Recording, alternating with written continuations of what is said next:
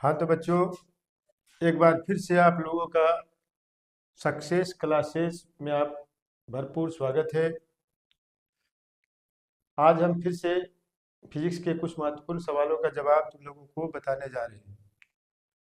सवाल को बताने से पहले आप लोग कृपया सक्सेस क्लासेस @44 को सब्सक्राइब और चैनल को लाइक कर दें। आज का सवाल है, स्नेल का नियम क्या है? स्नेल का नियम क्या है? इस नियम को जानने से पहले हम लोग कुछ नियम समझें कि जब कोई प्रकाश किरण एक माध्यम से दूसरा माध्यम में प्रवेश करता है, एक माध्यम से दूसरा माध्यम में प्रवेश करता है, तो वह अपना रास्ता कुछ बदल लेता है। इस डायग्राम में, इस फिगर में हम लोग देखें, यदि मान लिया जाए ऊपर में ये हवा हो, ये सतह हवा का है और नीचे से पानी का सतह, और हम जब कोई चीज को देखते हैं हवा से पानी में पड़ी हुई वस्तुओं को, तो हमारी आंख से जाने वाली किरण हवा से पानी में प्रवेश करता है। जैसा कि आप लोग जानते होंगे कि हवा जो है एक ऐसा माध्यम है जो पानी की अपेक्षा पतला होता है और पानी हवा की अपेक्षा गाढ़ा होता है। इसलिए हवा को हम लोग विरल माध्यम मानेंगे और पानी को सघन माध्यम मानेंगे। जब विरल से सघन में कोई किरण प्रवेश करता है तो यहां से देखो, ये किरण सघन में प्रवेश कर रहा है, ये हिस्सा पानी का हिस्सा है। इस हिस्सा में जब कोई किरण प्रवेश करता है तो स्पष्ट है कि विरल से सघन में प्रवेश कर रहा है। तो विरल से सघन में प्रवेश करने पर यदि अगर आपतन बिंदु पर इस तरह से हम कोई एक लंब रेखा के डाल दे तो वो अभिलंब की ओर झुक जाता है। जाना चाहिए इस किरण को सीधे इस रास्ता से, लेकिन वो थोड़ा सा अभिलंब की ओर झुक जाता है। यही क्रिया होती है जब सघन से विरल में आता है तो वो किरण इस तरफ से मुड़ जाती है, अभिलंब से दूर। यानी यदि अगर कोई किरण विरल से सघन में प्रवेश करता है तो वह किरण अभिलंब की ओर झुक जाता है, और सघन से विरल में प्रवेश करता है तो अभिलंब से दूर चला जाता है, अभिलंब से दूर चला जाता है। इस तरह से ये अभिलंब और ये है आपतित किरण, आने वाली किरण। इस आपतित किरण और अभिलंब के बीच जो कोण बनता है उसको कहा जाता है आपतन कोण। आपतन कोण। और ये हुआ अपवर्तित किरण, जो अपना रास्ता बदल करके मुड़ जाती है उसको कहते हैं अपवर्तित किरण। ये आपतित किरण और ये मुड़कर जो गया वो अपवर्तित किरण। तो अपवर्तित किरण और अभिलंब से जो कोण बनता है उसको कहते हैं अपवर्तन। ये आपतन कोण, ये अपवर्तन कोण। और इन दोनों का नियतांक जो होता है, अनुपात जो होता है, एक निश्चित अंक होता है।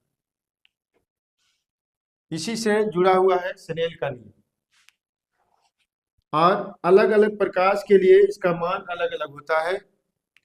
इसलिए स्नेल के नियम में यह परिभाषा बताया जाता है कि प्रकाश के किसी विशेष रंग के लिए, प्रकाश के किसी विशेष रंग के लिए आपतन कोण की जिया मतलब माप, इस आपतन कोण का माप और ये अपवर्तन कोण का माप जो होता है वो एक नियतांक होता है। यदि उसको बटे में किया जाए तो वो एक नियतांक, एक निश्चित अंक के रूप में आता है। इसी नियम को कहा जाता है स्नेल का नियम। इस नियम को हम थोड़ा सा फिर से एक बार समझ लें कि प्रकाश के किसी विशेष रंग के लिए, इस बात को थोड़ा सा अपने आप मन में दोहराएंगे तो सवाल थोड़ा सा अपने से याद हो जाएगा। प्रकाश के किसी विशेष रंग के लिए, प्रकाश के किसी विशेष रंग के लिए आपतन कोण की जिया, जिया माप, आपतन कोण की जिया और अपवर्तन कोण की जिया, ये आपतन कोण, ये अपवर्तन कोण। प्रकाश के किसी विशेष रंग के लिए आपतन कोण की जिया और अपवर्तन कोण की जिया का अनुपात एक नियतांक होता है। आपतन कोण और अपवर्तन कोण का अनुपात एक नियतांक होता है। इसी को कहा जाता है स्नेल का नियम। और ये नियम जो है बहुत ही इम्पोर्टेंट है 2025 के एग्जाम के लिए। इसको हम लोग अच्छी तरह से समझ लें। प्रकाश के किसी विशेष रंग के लिए आपतन कोण कीजिए और अपवर्तन कोण कीजिए। प्रकाश के किसी विशेष रंग के लिए आपतन कोण कीजिए और अपवर्तन कोण कीजिए का अनुपात एक नियतांक होता है। अब इसी सवाल का जवाब हमने जो अभी बताया उसको हम बोर्ड पर लिख रहे हैं। फटाफट इसको उतार लीजिएगा और चैनल को लाइक और सब्सक्राइब कर दीजिएगा। हाँ, तो अभी हमने जो सवाल समझाया उसी को अब हम बोर्ड पर लिख चुके हैं। थोड़ा सा एक बार फिर से रिपीट कर ले। प्रकाश के किसी विशेष रंग के लिए, प्रकाश के किसी विशेष रंग के लिए आपतन कोण कीजिए और अपवर्तन कोण कीजिए। प्रकाश के किसी विशेष रंग के लिए आपतन कोण कीजिए और अपवर्तन कोण कीजिए का अनुपात एक नियतांक होता है। अर्थात इसको गणितीय रूप में हम लोग साइन आई बटे साइन आर से व्यक्त करते हैं। साइन आई बटे साइन आर। अब दूसरा महत्वपूर्ण सवाल है, उत्तल दर्पण का उपयोग मोटर वाहनों में साइड मिरर के रूप में क्यों किया जाता है?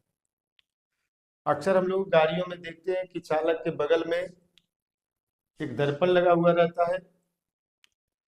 तो उस दर्पण का उपयोग क्यों किया जाता है मोटर वाहनों में, इसी सवाल के बारे में हम लोग समझेंगे। उस जगह पर अवतल का या समतल दर्पण का उपयोग ना करके उत्तल दर्पण का ही उपयोग क्यों किया जाता है, इस बात को हम लोग समझेंगे। तो उत्तल दर्पण की एक विशेषता होती है कि ये किसी भी वस्तु का हमेशा वस्तु से छोटा और सीधा और काल्पनिक प्रतिबिंब बनाता है। उत्तल दर्पण में किसी भी वस्तु को हम लोग जब देखते हैं तो वो हमेशा छोटा दिखाई पड़ता है और सीधा दिखाई पड़ता है और साथ साथ काल्पनिक भी होता है। ये दर्पण जब चालक के साइड में लगा हुआ रहता है तो पीछे से कोई भी वाहन आता है तो इसका प्रतिबिंब ये दर्पण के पीछे दूसरे ओर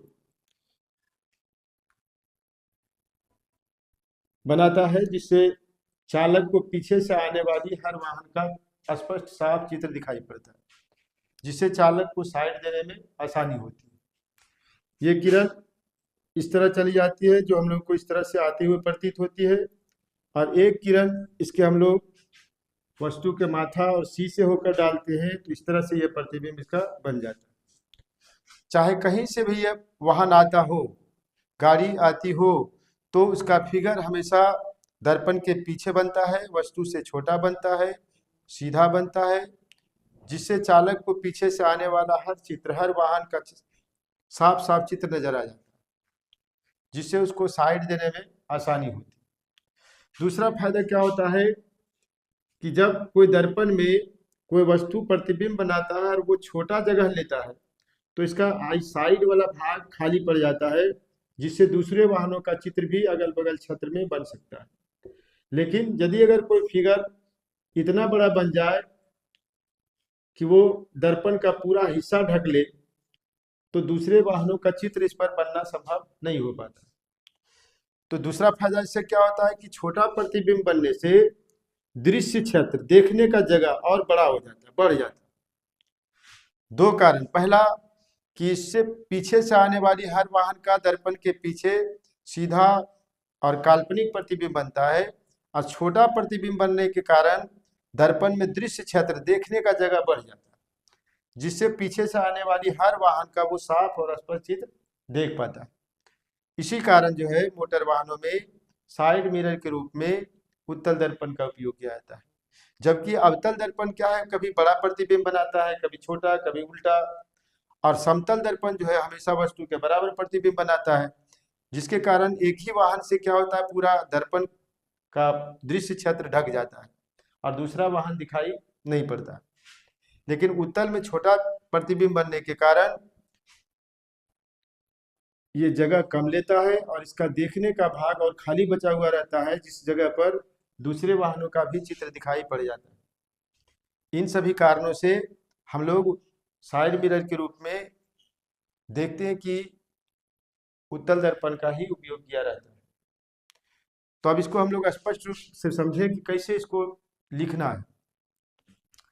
कि उत्तल दर्पण किसी भी वस्तु का हमेशा वस्तु से छोटा, उत्तल दर्पण किसी भी वस्तु का हमेशा छोटा, सीधा और काल्पनिक प्रतिबिंब दर्पण के पीछे बनाता है। और छोटा प्रतिबिंब बनने के कारण इसका दृश्य क्षेत्र बढ़ जाता है, जिसके कारण चालक को साइड देने में आसानी होती है और दुर्घटना होने की संभावना कम रहती है। इसी कारण मोटर वाहनों में साइड मिरर के रूप में उत्तल दर्पण का उपयोग किया जाता है। थोड़ा सा फिर से एक बार हम लोग समझे कि उत्तल दर्पण किसी भी वस्तु का प्रतिबिंब, उत्तल दर्पण किसी भी वस्तु का प्रतिबिंब हमेशा दर्पण के पीछे वस्तु से छोटा, सीधा और काल्पनिक बनाता है, जिसके कारण दृश्य क्षेत्र बढ़ जाता है और चालक को साइड देने में आसानी होती है। इसी कारण मोटर वाहनों में साइड मिरर के रूप में उत्तल दर्पण का उपयोग किया जाता है। फिर से एक बार हम लोग समझ लें कि उत्तल दर्पण किसी भी वस्तु का प्रतिबिंब हमेशा, उत्तल दर्पण किसी भी वस्तु का प्रतिबिंब हमेशा दर्पण के पीछे वस्तु से छोटा, सीधा और काल्पनिक बनाता है, जिससे दृश्य क्षेत्र बढ़ जाता है और चालक को साइड देने में आसानी होती है। पीछे से आने वाला हर वाहन उसे स्पष्ट रूप से दिखाई पड़ जाता है और उसको साइड देने में आसानी होती है। इसी कारण मोटर वाहनों में साइड मिरर के रूप में उत्तल दर्पण का उपयोग किया जाता है। अब आप लोग शायद अच्छी तरह से समझ गए होंगे। इसी सवाल का जवाब हम फिर से बोर्ड पर लिख रहे हैं, इसको आप लोग फटाफट नोट कर लीजिएगा।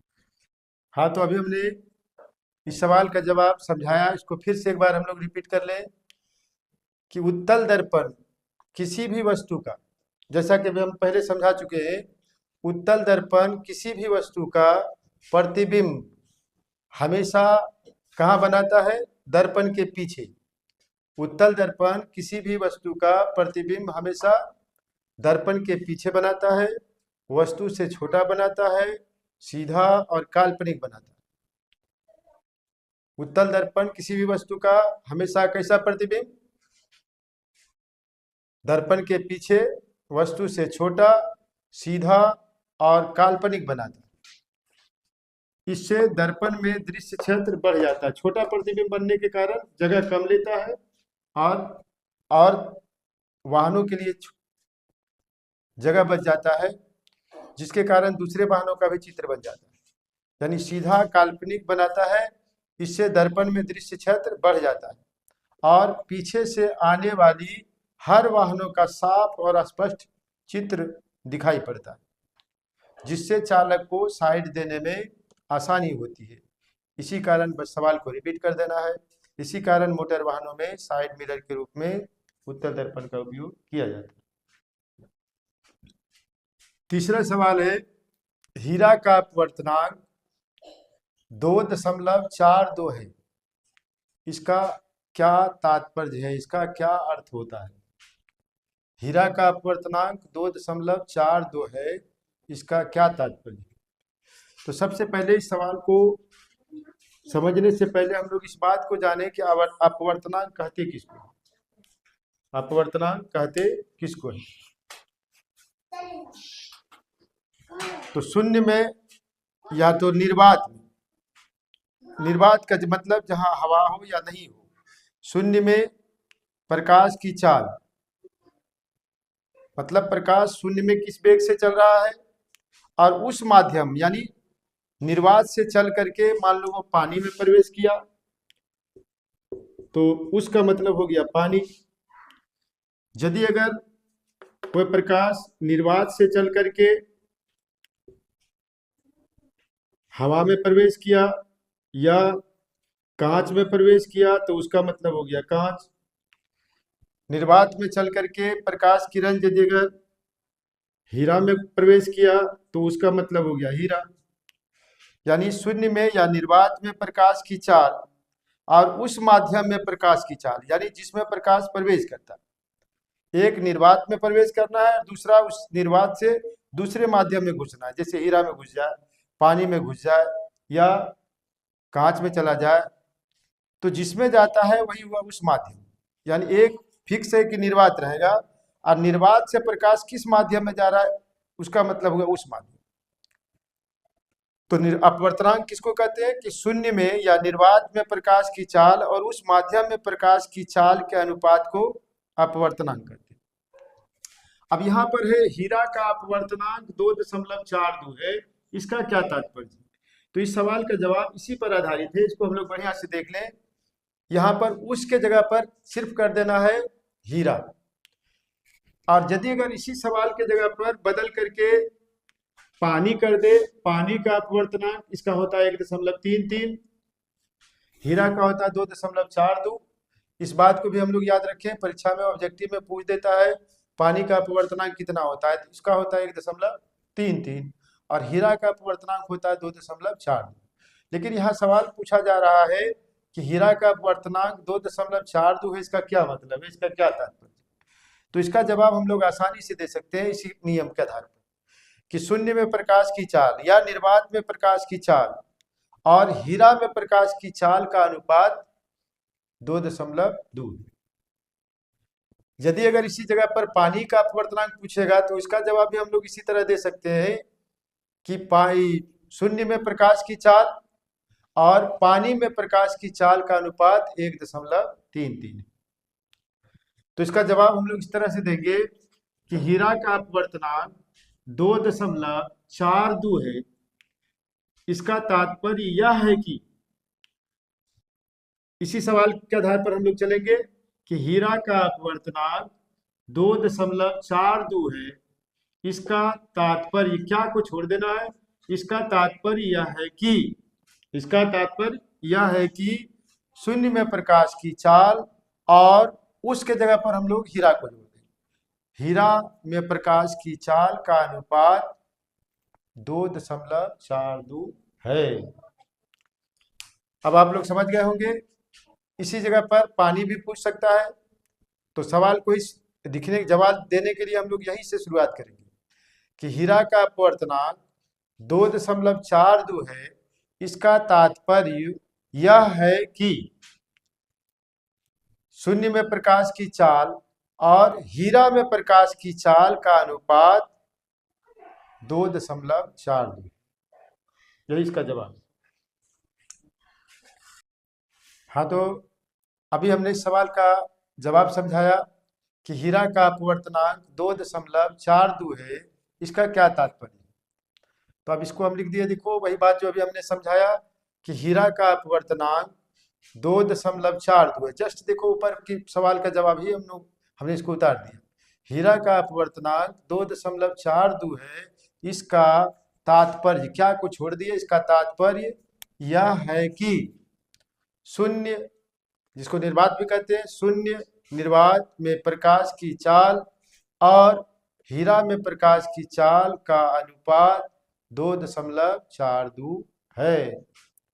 अब फटाफट इस सवाल का जवाब आप लोग नोट कर लें। अगला सवाल, पार्श्विक विस्थापन। पार्श्विक विस्थापन से आप क्या समझते हैं? बहुत ही महत्वपूर्ण सवाल है ये भी, थोड़ा सा देखें इसको हम लोग अच्छा से समझें। यदि अगर कोई प्रकाश किरण किसी आयताकार कांच में प्रवेश करता है तो यह प्रकाश 2 बार अपना माध्यम बदलता है। यदि अगर मान लिया जाए ऊपर में हवा है, यहाँ से कोई प्रकाश किरण किसी माध्यम से आ रहा है तो यह प्रकाश सीधे जा करके ये कांच में प्रवेश करता है। और जैसा कि आप लोग समझ सकते हैं कि हवा विरल होता है, कांच गाढ़ा होता है, यानी प्रकाश जो है विरल से सघन में प्रवेश कर रहा है। अब विरल से सघन में प्रवेश कर रहा है, तो यहाँ पर यदि अगर हम लोग अभिलंब डालें, लंब डालें, तो ये प्रकाश के जाने का सीधा रास्ता था, लेकिन बीच में कांच आ जाने के कारण, सघन माध्यम आ जाने के कारण ये किरण अपना रास्ता बदल लेता है, यानी अभिलंब की ओर झुक जाता है। जैसा कि इससे पहले हमने बताया कि कोई भी किरण विरल से सघन में प्रवेश करता है तो लंब की ओर झुक जाता है, जैसे कि जाना चाहिए इस रास्ते से, तो कोई थोड़ा सा झुक गया इधर, अभिलंब की ओर मुड़ गया। इसी को कहते हैं विरल से सघन में प्रवेश करने पर लंब की ओर झुक जाना।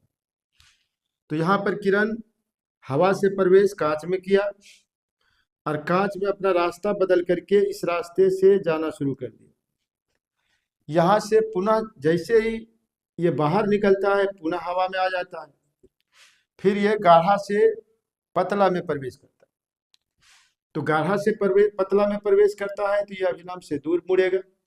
यहाँ पर लंब खींचे तो इस किरण के जाने का रास्ता देख रहे हो, सीधे इस तरह से चली जाती किरण, लेकिन ये अब अभिलंब से दूर भागेगा, अब इधर न मुड़ करके इधर चला जाता है। तो यहाँ पर दो बार माध्यम बदल रहा है, एक बार हवा से कांच में, कांच से हवा में। जब कांच हवा से कांच में प्रवेश किया तो सघन माध्यम में जाने के कारण वो अभिलंब की ओर झुका, और पुनः कांच से जब बाहर हवा में निकलता है तो फिर इसका माध्यम बदलता है, कांच से हवा में, यानी सघन से विरल में प्रवेश करता है, जिसके कारण ये अभिलंब से दूर मुड़ जाता है। और हम लोग यदि अगर देखें तो यह है एक तरह से आपतित किरण, और इसको कहते हैं अपवर्तित किरण। आपतित गिरने वाली किरण, निर्गत यानी निकलने वाली किरण, आपतित किरण और निर्गत किरण। ये कौन किरण? आपतित, और ये कांच में प्रवेश करके बाहर निकला, इसलिए इसको निर्गत किरण कहते हैं। तो आपतित किरण और ये हो गया निर्गत किरण। यदि अगर बीच में ये कांच नहीं आता तो ये प्रकाश किरण सीधे इस रास्ते से चली जाती, लेकिन कांच आने के कारण इसका दो बार विचलन हुआ, एक बार कांच से हवा से कांच में और कांच से हवा में, जिसके कारण हम लोग देखते हैं क्या कि इसके जाने का रास्ता यहाँ हो गया और पहला रास्ता उसका ये था। इसको यदि अगर हम लोग एक रेखा के रूप में देखें तो इसके बीच में एक दूरी बन जाती है, इसी दूरी को कहा जाता है पार्श्विक विस्थापन। इसका नाम आपतित किरण, इसका नाम निर्गत किरण। और ये हो गया इसके बीच की दूरी। दूरी को हम लोग इस तरह से भी कर सकते हैं, लेकिन ये दूरी तिरछा हो जाता है। बीच की दूरी जो होना चाहिए बिल्कुल सीधा, इस तरह से मिलाएं कि वो रेखा सीधी हो, तो इसको कहते हैं लांबिक दूरी। तो इस तरह से हमारा परिभाषा बन गया पार्श्विक विस्थापन का कि आपतित किरण और निर्गत किरण, आपतित किरण और निर्गत किरण के बीच की लांबिक दूरी, सीधी दूरी होना चाहिए, सीधा। आपतित किरण और निर्गत किरण के बीच की लांबिक दूरी को पार्श्विक विस्थापन कहते हैं। फिर से एक बार हम लोग दोहरा लें, इसका नाम आपतित किरण, इसका नाम निर्गत किरण, अर्थात आपतित किरण और निर्गत किरण, आपतित किरण और निर्गत किरण के बीच की लांबिक दूरी, आपतित किरण और निर्गत किरण के बीच की लांबिक दूरी को पार्श्विक विस्थापन कहते हैं। अब शायद समझ गए होंगे, इसलिए इसको हम फिर से बोर्ड पर लिख रहे हैं, इसको फटाफट उतार लीजिए। तो सवाल हमारा अगला है, पार्श्विक विस्थापन से आप क्या समझते हैं? इससे पहले हम समझा चुके हैं आपतित किरण और निर्गत किरण, आपतित किरण और निर्गत किरण के बीच की, जैसा कि अभी हमने फिगर बना के समझाया था, आपतित किरण और निर्गत किरण के बीच की लांबिक दूरी को पार्श्विक विस्थापन कहते हैं। फटाफट नोट कर ले। हाँ, तो अगला सवाल मोस्ट इंपोर्टेंट सवाल है, थोड़ा सा ध्यान से समझे इस बात को। उत्तल लेंस, इसका एक दूसरा नाम है अभिसारी लेंस। सवाल में यही आया कि उत्तल लेंस को अभिसारी लेंस क्यों कहा जाता है। तो सबसे पहले हम लोग इसको समझें कि अभिसारी कहते किसको है। अभिसारी का मतलब होता है फैला देने वाला, और एक होता है अपसारी, जिसका मतलब अभिसारी का मतलब सॉरी, अभिसारी का मतलब होता है मोड़ देने वाला, और अपसारी का मतलब होता है फैला देने वाला। अभिसारी का मतलब मोड़ देने वाला, अपसारी का मतलब फैला देने वाला। तो उत्तल लेंस किरणों को हमेशा मोड़ने का काम करता है, और एक बिंदु इसका जो फोकस होता है उस पर जमा कर देता है। जैसा कि हम लोग इस बात को समझे इससे कि प्रिज्म में एक गुण होता है ये, कि यदि अगर इसमें इसका शीर्ष ऊपर होगा, प्रिज्म क्या है, शीशे का कांच का एक त्रिभुजाकार टुकड़ा होता है। प्रिज्म शीशे का एक कांच का त्रिभुजाकार टुकड़ा होता है, और यदि अगर इसका शीर्ष, जैसे यहाँ पर हम लोग देख सकते हैं कि ये इसका शीर्ष है, नीचे आधार।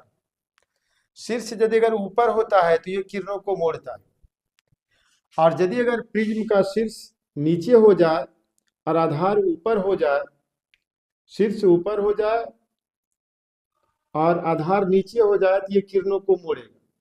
और यदि अगर शीर्ष नीचे और आधार ऊपर की ओर हो जाए तो यह हमेशा किरणों को फैलाने का काम करता है। बात समझ गया होगा। प्रिज्म क्या है? कांच का त्रिभुजाकार टुकड़ा जिसमें 5 सतह, 5 फलक होते हैं। ऑब्जेक्टिव में सवाल पूछता है कि प्रिज्म में कितने सतह होते हैं, तो प्रिज्म में 5 सतह होती है। प्रिज्म में 5 सतह होती है, और यदि अगर प्रिज्म का शीर्ष ऊपर और आधार नीचे की ओर होता है तो यह मुख्य अक्ष के समांतर जाने वाली किरणों को हमेशा मोड़ देता है, और यदि अगर इसका आधार ऊपर और शीर्ष नीचे हो तो यह किरणों को फैला कर देता है, यानी अपसारित कर देता है। तो बताओ उत्तल का काम क्या है? किरणों को मोड़ना यानी अभिसारित कर देना, और अवतल का काम है किरणों को फैला देना यानी अपसारित कर देना। अब हम लोग जरा सा उत्तल लेंस को देखें। इस तरह का आकार होता है उत्तल लेंस का, और इसका दोनों भाग, ये साइड ही साइड दोनों तरफ उठा हुआ था, इस कारण इसको उत्तल लेंस कहा जाता है। इसका दोनों भाग, दोनों साइड उभरा हुआ, उठा हुआ होता है, इसलिए इस लेंस को उत्तल लेंस के नाम से हम लोग जानते हैं। और उत्तल लेंस को यदि अगर हम लोग इस तरह से मिला दें तो इसी की आकृति मिलती है। लगता है ये छोटा सा प्रिज्म रहे, यहाँ ना मिला करके हम लोग यहाँ पर मिलाएं तो ये भी एक प्रिज्म का रूप ले लेता है। इस तरह से मिलाएं तो ये भी एक प्रिज्म का रूप हो जाता है। यहाँ मिलाएं, ये भी प्रिज्म का रूप। नीचे से मिला दें, ये भी मिला दें, ये भी मिला दें। इस तरह से ये बहुत सारे प्रिज्मों से हम लोग बना हुआ मान सकते हैं। यानी उत्तल लेंस क्या होता है? छोटे छोटे प्रिज्मों से हम लोग इसको बना हुआ समझ सकते हैं। उत्तल लेंस को क्या समझ सकते हैं? छोटे छोटे प्रिज्मों से। जैसा कि यहाँ पर आकार में देखो, ये प्रिज्म का आकार, और ये हमारा हो गया लेंस, उत्तल लेंस। यदि अगर हम लोग यहाँ पर एक रेखा खींच दें तो एक छोटा सा प्रिज्म बन जाता है। यहाँ खींचे तो यहाँ भी एक तरह का एक प्रिज्म बन जाता है। यहाँ मिला दें, ये भी एक प्रिज्म बन जाता है। यानी इसको हम लोग देखें तो ये छोटे छोटे प्रिज्मों से बना हुआ, छोटे छोटे प्रिज्मों से बना हुआ है। और स्पष्ट रूप से हम लोग देख रहे हैं कि इसका शीर्ष ऊपर है और आधार ये नीचे, शीर्ष ऊपर आधार नीचे। इसी लेंस को यदि अगर हम लोग पलट दें तो ये हिस्सा भी ऊपर होगा, आधार नीचे हो जाएगा। तो उत्तल लेंस में शीर्ष कहाँ होता है? ऊपर की ओर। आधार कहाँ होता है? नीचे की ओर। तो यहाँ पर हम लोगों ने देखा कि प्रिज्म क्या करता है, यदि शीर्ष ऊपर हो तो किरणों को मोड़ता है, और यदि अगर शीर्ष नीचे हो तो ये किरणों को फैलाता है। और उत्तल लेंस छोटे छोटे प्रिज्मों से बना हुआ माना जाता है। तो इसमें जितना भी किरण, जैसे इतना से यहाँ से ये किरण गुजर रही है, तो हमेशा बताओ ये किरण इस प्रिज्म से होकर गुजर रहा है तो ये हिस्सा इसको मोड़ करके यहाँ पर जमा कर दिया। यहाँ भी एक प्रिज्म है, ये भी शीर्ष ऊपर रखता है, आधार नीचे रखता है, इसलिए ये भी मोड़ रहा है। उसी तरह नीचे से भी यदि पलट के देखा जाए इस दृष्टिकोण से तो इसका भी शीर्ष ऊपर और आधार नीचे की ओर होता है, इसलिए ये भी किरण को मोड़ करके ऐप से गुजार रहा है, ये भी मोड़ के ऐप से गुजार रहा है। हर भाग इसको मोड़ करके ऐप से गुजार देता है। तो हम लोग कह सकते हैं कि उत्तल लेंस छोटा छोटा प्रिज्म से बना होता है, जिसका शीर्ष ऊपर और आधार नीचे के होता है, जिसके कारण ये सारे किरणों को, मुख्य अक्ष के समांतर जितनी भी किरणें जाती है, सभी किरणों को मोड़ देता है, अभिसारित कर देता है। इसी कारण उत्तल लेंस को अभिसारी लेंस भी कहा जाता है। थोड़ा सा एक बार हम लोग फिर से बढ़िया समझ लें कैसे इस सवाल का जवाब लिखना है कि उत्तल लेंस को हम छोटे छोटे प्रिज्मों से बना समझ सकते हैं, जैसा कि अभी हमने समझाया। उत्तल लेंस को हम छोटे छोटे प्रिज्मों से बना समझ सकते हैं। क्या समझ सकते हैं? उत्तल लेंस को छोटे छोटे प्रिज्मों से बना समझ सकते हैं। फिर से सोच लें, क्या समझ सकते हैं इसको? उत्तल लेंस को छोटे छोटे प्रिज्मों से बना समझ सकते हैं। अब थोड़ा सा गौर करके बताएं, इसका शीर्ष कहाँ? ऊपर की ओर। इसका शीर्ष ऊपर की ओर और आधार नीचे की ओर होता है। और जिसका शीर्ष ऊपर हो जाए, आधार नीचे हो जाए, वह किरणों को क्या करता है? मोड़ देता है, अभिसारित कर देता है। इसी कारण उत्तल लेंस को अभिसारी लेंस भी कहा जाता है। थोड़ा सा फिर से समझ ले कैसे लिखना है कि उत्तल लेंस को हम छोटे छोटे प्रिज्मों से बना समझ सकते हैं। उत्तल लेंस को हम छोटे छोटे प्रिज्मों से बना समझ सकते हैं, जिसका शीर्ष ऊपर और आधार नीचे की ओर होता है, जिसके कारण यह मुख्य अक्ष के समांतर जाने वाली किरणों को अभिसारित कर देता है, यानी मोड़ देता है। इसी कारण उत्तल लेंस को अभिसारी लेंस भी कहा जाता है। हाँ, तो अभी हम इस सवाल का जवाब समझाए कि उत्तल लेंस को अभिसारी लेंस क्यों कहा जाता है या अभिसारी लेंस भी क्यों कहा जाता है। तो हम लोग समझ चुके हैं कि उत्तल लेंस को छोटे छोटे प्रिज्मों से बना समझ सकते हैं। उत्तल लेंस को छोटे छोटे प्रिज्मों से बना समझ सकते हैं, जिसका शीर्ष ऊपर और आधार नीचे की ओर होता है। शीर्ष ऊपर और आधार नीचे की ओर होता है, जिसके कारण यह मुख्य अक्ष के समांतर जाने वाली किरणों को अभिसारित कर देता है। इसी कारण उत्तल लेंस को अभिसारी लेंस भी कहा जाता है।